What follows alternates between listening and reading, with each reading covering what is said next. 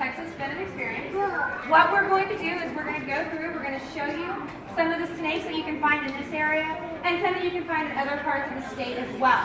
We have a couple goals with this to help you, learn to identify the snakes, be able to identify what is outside, dispel some myths and misconceptions about these snakes, and also, if you're one of those people that doesn't like the snakes, doesn't want anything to do with the snakes, then hopefully we can at least teach you a little bit of respect for the purpose that they play in our ecosystem. All right, we will be taking out a few snakes throughout the time that we're here. My name is Laura. This is Angela. She'll be our lovely Vanna White today. All right, so if you do have questions, please feel free to ask the questions, and we'll be here at the end to answer any questions as we actually work through. You ready? All right, Angela's going to take out our first snake, and every time she takes out the snake, if you think you know what it is, feel free to yell at the answer, unless you're one of the children. Unless you're one of the children that comes to these all the time. All right, does anybody know what this snake is? Angela has right here. Anybody? It is a rat snake. It used to be called the Texas rat snake, but apparently they think we have big egos or something. They renamed this thing the Western rat snake. These are the most commonly... Hang on, let me fix this. Is that the wrong presentation? Try that. It is a rat. That is a rat snake. That is a Western rat snake.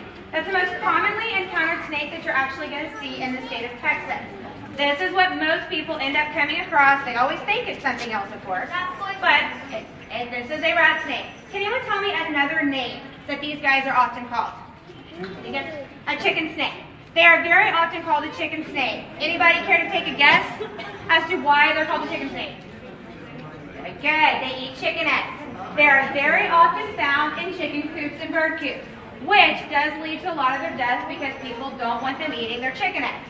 However, if you stop to think about it, it's kind of a good trade-off, because what do you think these guys eat besides chicken eggs? Rats. Well, guess what? If you provide a warm place and you provide food, guess what you're going to have? You're going to have snakes. Well, a chicken coop not only is providing the eggs, but there also tend to be rodents that will make their way around the area as well. So a lot of people have kind of learned with these guys, it's a trade-off.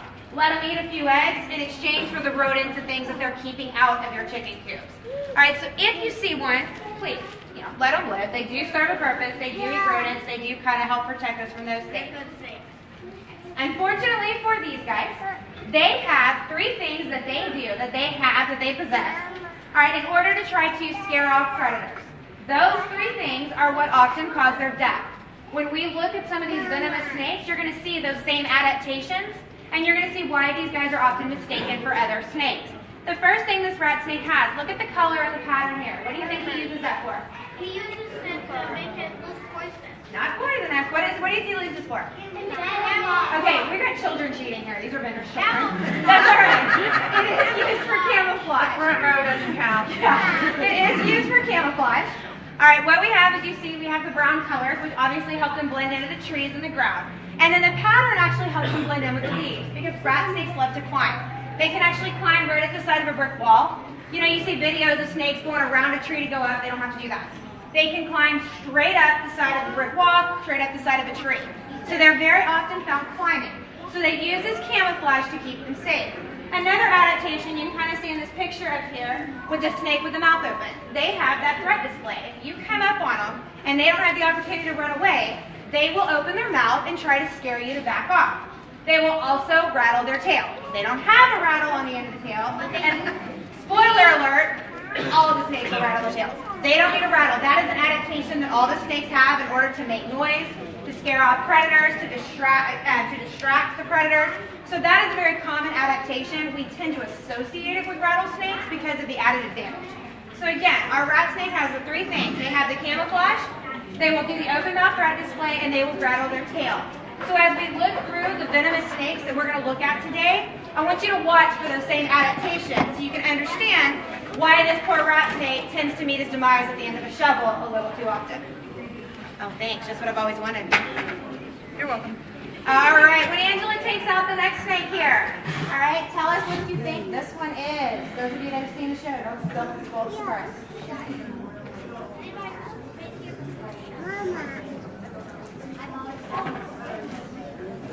All right. What do we have here? All right. Very good. This is a copperhead. All right. They used to be called southern copperheads. They renamed them eastern copperheads. I'm not really sure I want to embrace that because I don't like being from the east. I like being a southern girl. But these are our copperheads. All right. Notice the copperhead color. What do you think he uses them for? Camouflage. You remember at the top? These guys, because they dare to have color and pattern, they are often killed because everyone thinks they're copperheads, especially when they're small. Oh, I found a baby copperhead. And the poor rat snake is killed. Oh, I found a massive copperhead. And the 4, 5, 6 foot rat snake ends up getting killed. They don't even get that big. But that camouflage, that pattern, gets these poor rat snakes into trouble quite often. All right, so let's talk a little bit about the copperhead. You can kind of see that pattern. You can see it here on the one at the bottom, on this one here. This one is actually a broadband on the floor because the one that we actually have out on display is the actual poster. You'll see this Hershey kiss pattern that we have on that snake. That's that very, very common pattern. You can still kind of see it here that we see on these copperheads. All right, so imagine this guy is out in the woods, right? He's out on the trail. All right, we walk up on him. All right, watch. What's that snake do when Angela walks up on him? Is he striking at her? Is he good? What's he doing? All right. He's just he'll sit. He says, "Oh, let's hope that she doesn't find me." What is he trying to do? What's this adaptation that he's using? Very good. He's using camouflage. That's really the only adaptation the copperhead has. He uses his camouflage to keep himself safe. So I'm walking through the woods, right? What's the next thing that happens? I step on the poor copperhead. Copperheads account for the majority of the bites. Copperheads account Copperheads account for most of the bites that we actually have in the state of Texas. Most of the time it's because somebody stepped on them. Kids playing outside, people hiking through the woods, not wearing appropriate footwear. I promise I never. Alright, don't worry. If I have flip-flops on when I go hiking, I take them off and go barefoot. I would never wear flip-flops hiking. I promise. Alright, but that's what happens to these guys. They get stepped on and they bite somebody. So everybody is scared of these guys because, oh, they're going to bite me. They will if you step on them. They're not going to chase you down.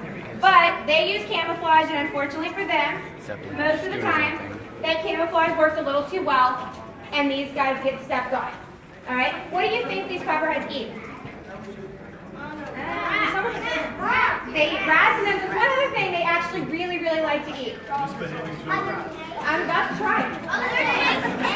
Alright, they actually eat, there we go, I heard it back here. They eat cicadas. They love those cicadas. A lot of people are like, but the cicadas are up in the tree. Now, have you ever seen the holes in the ground? They love those cicadas when they're first coming out. Alright, they will climb low-lying things to eat them, but they do very much like cicadas. So if you live in an area that is really heavy with cicadas, there's a chance you're going to have copperheads. And copperheads, as long as there is a food source, they will live in higher density than a lot of our other snakes. So they are one that, just because you see one doesn't mean there are going to be more, but there still is a possibility. As long as there is enough of a food source, copperheads don't mind being around each other. All right, we're going to put this guy up, and then we're going to show you another one. Oh, wait, wait. Great. Look at that. Ask Ellie. She probably picked him up. I don't know. You're going to have to take a guess at what it is. Is that the one that I picked up from the vet's office? Yeah. All right, so when Miss Angela pulls this snake out here, tell us what you think it is. Tyler and Nicole, back up. Nicole. Nicole.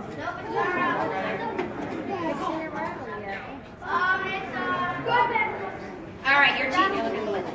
All right, so what do we think this is? All right, this is a broad-banded water snake. This guy actually tends to get confused for two of our venomous snakes. The first one is obviously the copperhead, the one you just saw, very similar to the belly pattern. I've heard people compare it to coral snakes because it has color, the bigger. It is similar. It does have a head and it doesn't have legs. All right, but these poor guys here, these are water snakes. All right, up here on the screen, we have a couple other. We actually have 4 to 5 species of water snakes, depending on who's doing taxonomy that day. All right, that we run into. The most commonly encountered around here, and usually bites. If more than one bite you, I'll have a cough over there. He's in blue. All right, we have the broad-banded water snake. We also have the plain belly, also known as the yellow belly. They used to be separate subspecies. They're one now. And then we have the diamondback water snake. If you look at the pictures, you can kind of see on the pictures up here All right, and if you mix that one up. All right, pick it up. You can kind of see the way they have vertical lines on the side of their mouth. That is one way that you can tell these guys apart from what everyone else also thinks they are. What else do you think these guys get confused for? Cottonmouths, water moccasins. All right, everyone thinks they're those because they're near the water. Well, like I mentioned, we have 4 to 5 species of the water snakes, yet we have 1 species of cottonmouth/water moccasin. But everybody thinks every time I see a snake near the water, it's got to be the venomous one, and these guys end up getting themselves killed. All right, again, biggest difference is those vertical lines that they have on their face. All right, you cannot tell by the shape of their head. You see that bottom picture over there where you can see that V-shaped white? That's a water snake. When these snakes get scared, they're going to puff out that jaw. They're going to make their head a triangular shape. It's not to mimic the venomous snakes, it's to make them look bigger. So they're going to puff out, try to make themselves larger, so something will leave them alone. All right, Angela's going to take out another one. You should recognize this one.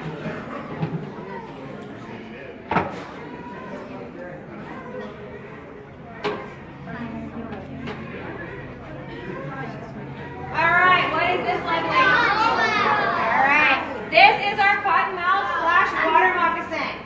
All right, yes, you're going to notice it's bigger than water snake. Yesterday, we had the advantage of having a vendor here that had a water snake that was that large. All right, yesterday we were lucky enough to have a water snake that was actually the exact same size, so people could see that it's not just a size thing. All right, the boys down here did mention some behaviors. I'm going to show you these behaviors up here, and then we'll show you the same behaviors down here. This is actually one that we encountered out on the road. All right, what's that snake doing in that video right there? Opening his mouth and he's rattling his tail. You remember that rat snake we talked about? We already talked about the camouflage. All right, we talked a little bit about the rat snake and the camouflage. Now, you're seeing the other behavior. The open mouth threat display, as well as the tail rattling. All right, everybody thinks that they've been chased by these guys. All right, is the snake chasing Angela? No. What does a snake use its venom for? What is the primary purpose of snake venom? It's not for defense.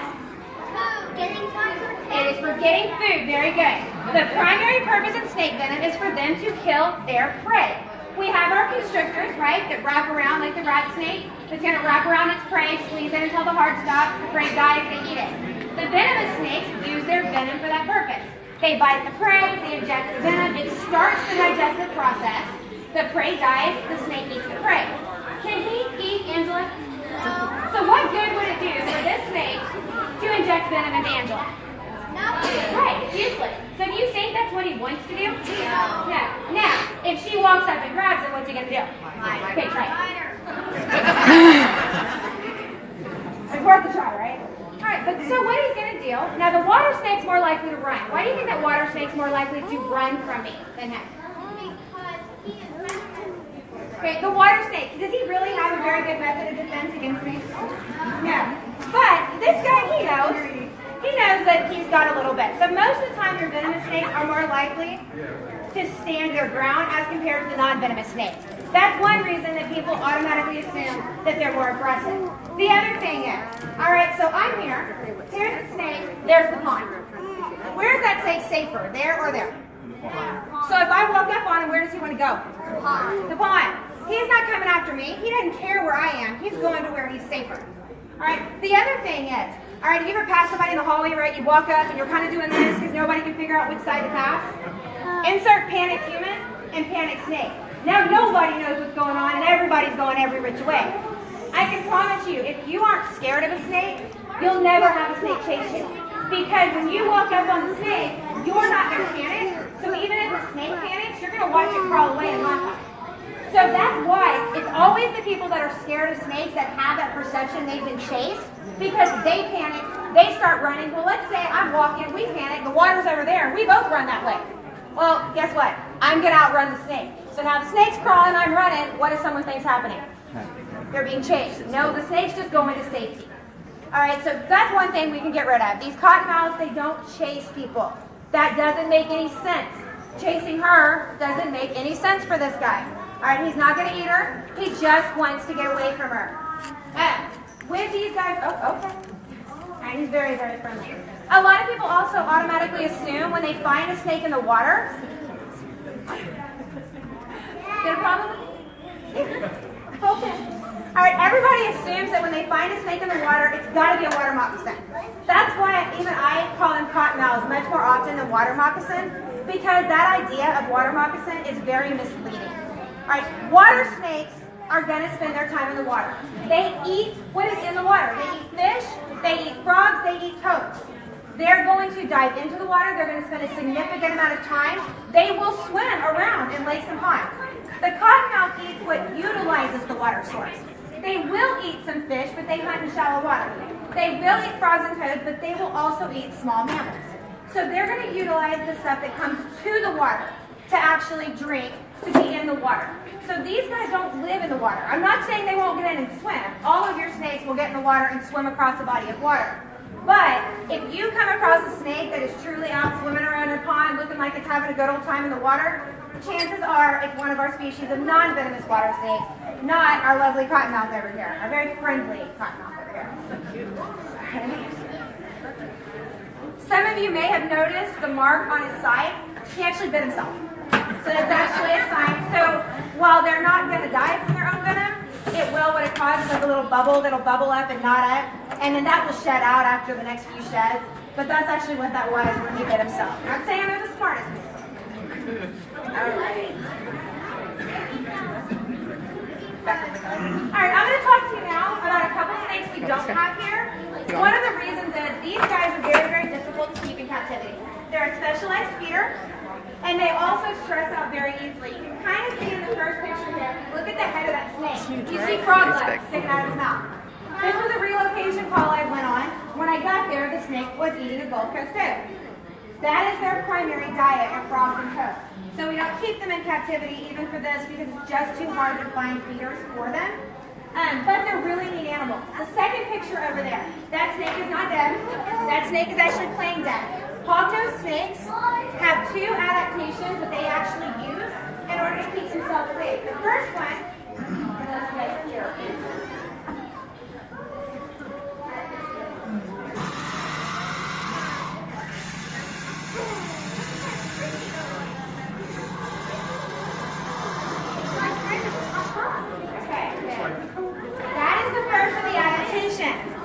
y'all heard the noise. They will hiss. They will make a lot of noise. The other adaptation is the flaring of the neck. A lot of people say, oh, they're mimicking a cobra. If you're a raccoon, when's the last time you ran into a cobra? So that's the raccoons are going to go, oh, that's a cobra. I need to walk away. No. Just like I mentioned for the water snake, that flaring, that's to look big. It's to look big and scary, so whatever is messing with them, will leave them alone. That's the purpose in that particular adaptation. To look big, to look scary, to be left alone. The second of their adaptations here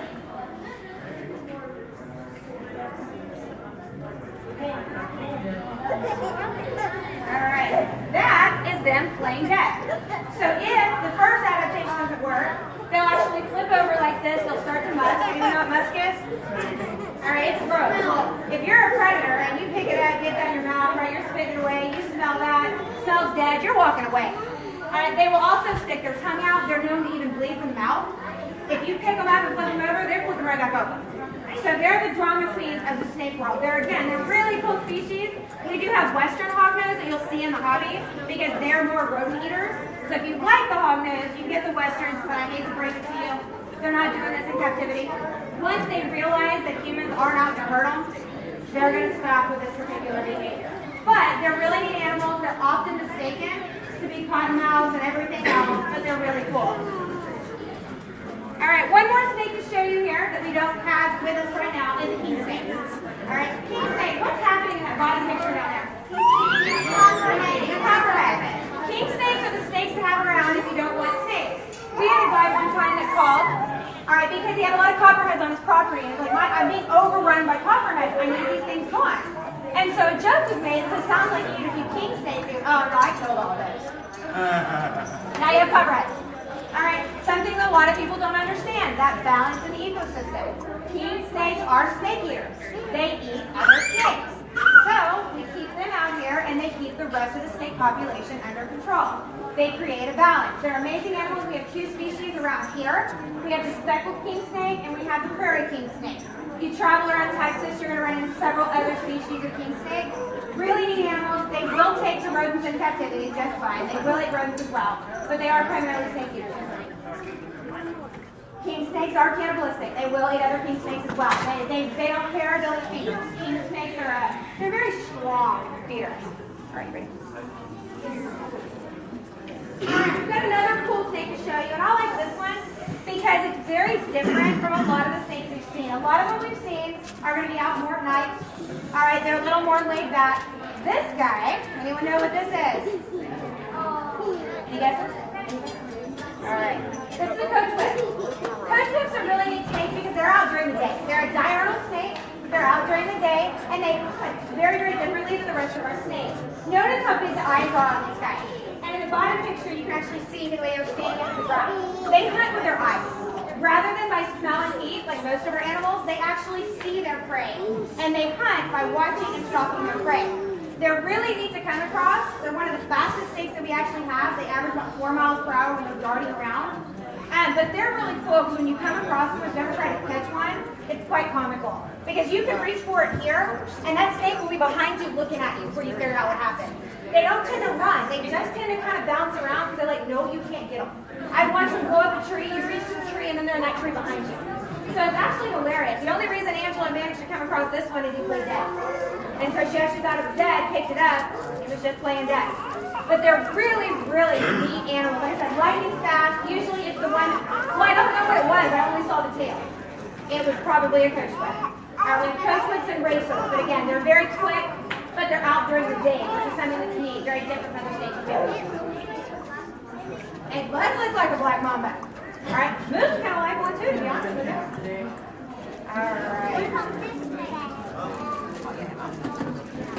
All right, now we're going to venture to a little other parts of Texas to show you some really cool animals. Anybody know what this is? Anybody? Rattlesnake. Bull snake. All right. This is a bull snake. This is a very large bull snake. All right. But these guys are really, really neat. You pretty much have to go to South or West Texas to run into the bull snake. The reason we brought the bull snake today was to show you these guys are very similar to, remember how our rat snakes, so we talked about the camouflage with the rat snakes and how they get killed for being copperheaded.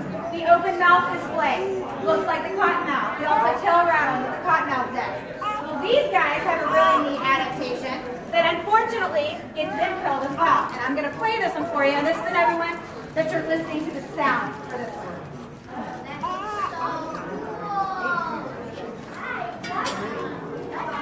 All right, listen.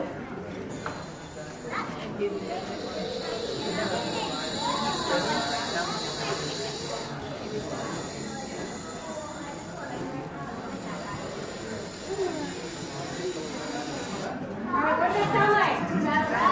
Sounds like a rattlesnake. He is actually doing every bit of that by filling up his lungs with air. And then when they let the air out, it actually makes that sound. They will also rattle your tail. So these guys are very often mistaken for rattlesnakes.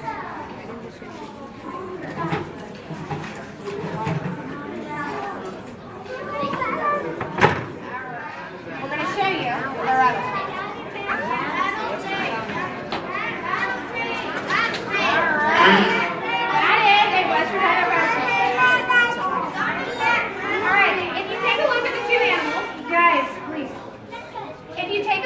Different animals, you'll see they have kill scales, which are those big scales. Alright, you'll also see there are some similarities in patterns. If you look at the rattlesnake's tail, you see that kind of raccoon tail. Well, bull snake's got a little bit of that happening. So now imagine you came up on this guy. Alright, they will make that edge display just like the rattlesnake. And now he's hissing at you, sounding like a rattlesnake. What do you think happens to the bull snake? They find the end of the shovel for being a rattlesnake, just like our rat snakes do in this area. Stay. Laura. In the back, in the back. All right. But what Western diamondback rattlesnake down here is actually the reason why we started doing these particular demos. These guys are products of rattlesnake roundup. Does anybody know what a rattlesnake roundup is? Right, at these rattlesnake roundups, what they do is they actually go out.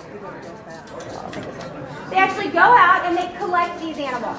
They claim they do it for population control. Well, the problem is when they've actually done some genetic testing on these animals, what they're finding, they're not getting them from the areas around these roundups. They're getting them from other states and bringing them in because they're paid by the pound for these snakes.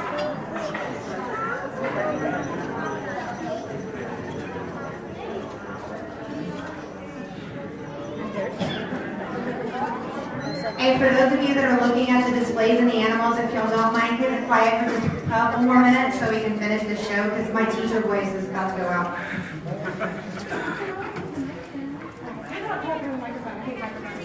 Alright, these guys, they collect them, they bring them in, they're paid by the pound. They argue they do it for a couple reasons besides population control. They say, oh, we're going to kill them and eat them. Well, guess how they actually hunt these guys? Anybody know? They pour gasoline into the den. So they literally pour gasoline into the ground, which as you know is going to contaminate the water, contaminate the ground. It's going to kill a lot more than the rattlesnake. They're killing all the mammals, the owls, the burrowing owls that get down in the ground. And once these guys have gasoline on them, you can't eat them. They're tainted meat. So they end up having to just throw them away. They claim that they do it to milk them for their venom. They cannot use venom. None of the venom laws will buy from Roundup because of the use of gasoline. Make sure not to lean on the wall and scooch back just a tiny bit, please. So they can't use it for meat to actually eat. They can't use it for venom. So now they use it for entertainment. We're going to entertain and educate people. So they're going to cool these animals down until they're near death, dehydrate them, not feed them, bring them in, and basically kind of torture the animals. Put them on their heads, put them in sleeping bags and bathtubs in the name of education.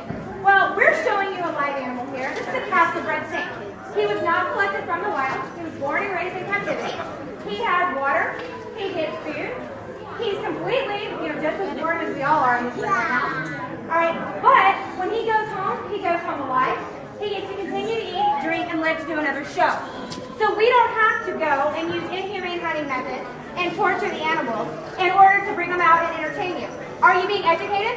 Yes. So we have accomplished the exact same purpose without having to torture, maim, or kill a single snake. Because that's what they wrap up their roundups by doing. They take the animals, they put them on display, they chop their heads off, they kill them, they skin them in front of the crowd, let people play in the blood, and put bloody handprints on the wall. And they call that education. So we decided we were going to do this a different way. We were going to show people how we can educate and entertain without having to torture and kill an animal. So that was our purpose. As far as the venom milking, we don't do that. There are plenty of labs out there that do. How many of you know anybody that suffers from heart disease, diabetes, high blood pressure, Alzheimer's? Snake venom is being used in all of that research. This particular snake right here, they are using the protein in his venom that he actually injects into his prey to find his prey in order to be able to stop cancer cells from metastasizing. They have actually found that that protein will bind to the cancer cells and stop the cells from spreading. So imagine the research that's being done on these guys, what we're looking at maybe in the next 10 to 15 years, if we will just continue to allow these animals to exist. Not killing them, learn to appreciate them, learn to respect them. All right, we have another animal that we're going to show you over here.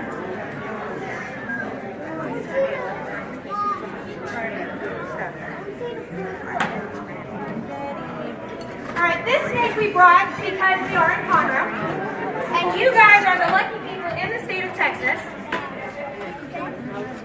that actually have these guys.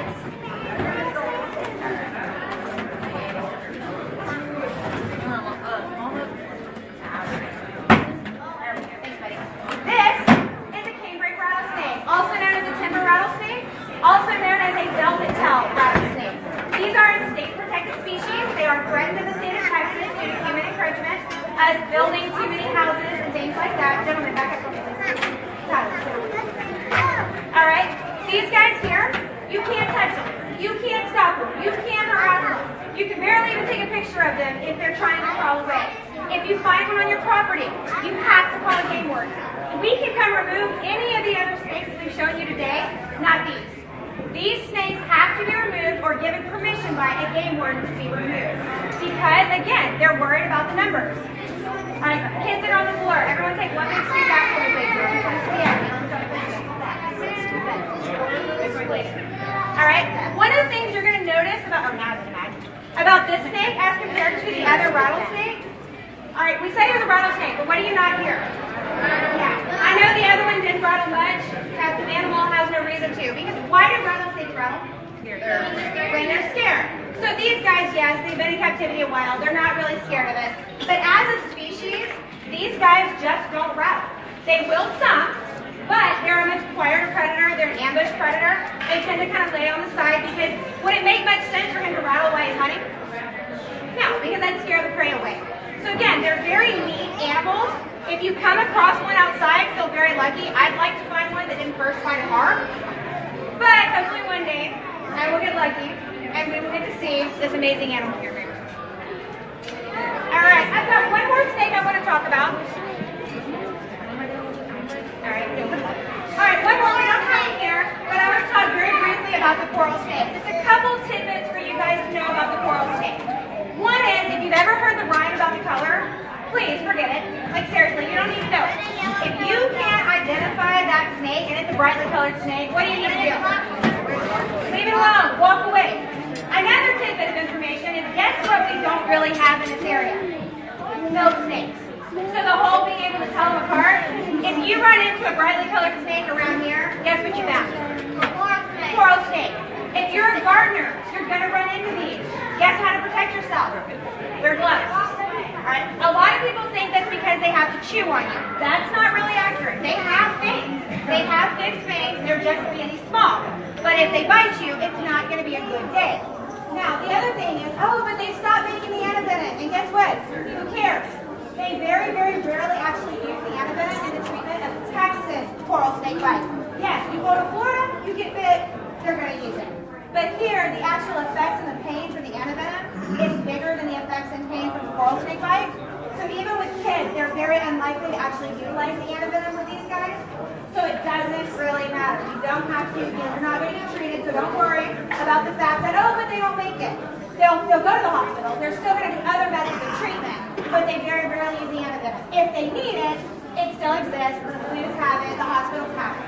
All right, if you're bit by any venomous snake, what do you need to do? If you're by yourself, if you're a kid, I'd advise you to tell a parent. If you're a second or third child, really beg and tell them how much you love them.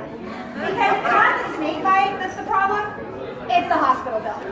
So again, if you've got an older sibling or like you know you're not your parent's favorite, make sure you go with flowers. I got bit by a snake, can we please go to the hospital? Alright, otherwise go to the hospital. If you're in the area, then talk Texas Children.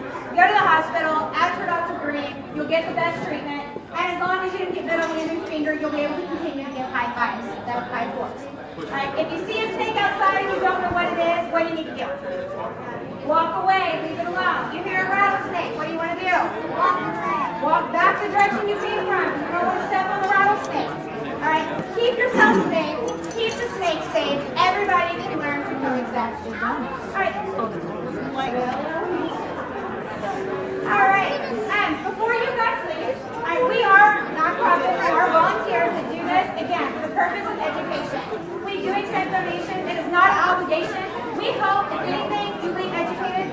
However, if you do feel so inclined to give a donation, you can drop it into the pen over here. We'll happily take it, we'll buy lunch with it. Otherwise, I really hope you guys have learned something today. You've had a little bit of fun, alright, and you're willing to come back at 1 o'clock to see the raptors. And at, what's one after that? 2 o'clock. 2 o'clock or 3? But at 2 o'clock, come see, they're actually going to have some exotic snakes. They're going to have some programs and stuff like that they're going to talk about and show you guys. Otherwise, please visit the displays, pet the animals, and go buy something at the show. Thank you very much. I think it's at 2 o'clock. Yeah, 2 o'clock. There's a phone announced. Laura, on the mic, announce that there's a lost phone. That's mine, isn't it? No, it's not yours.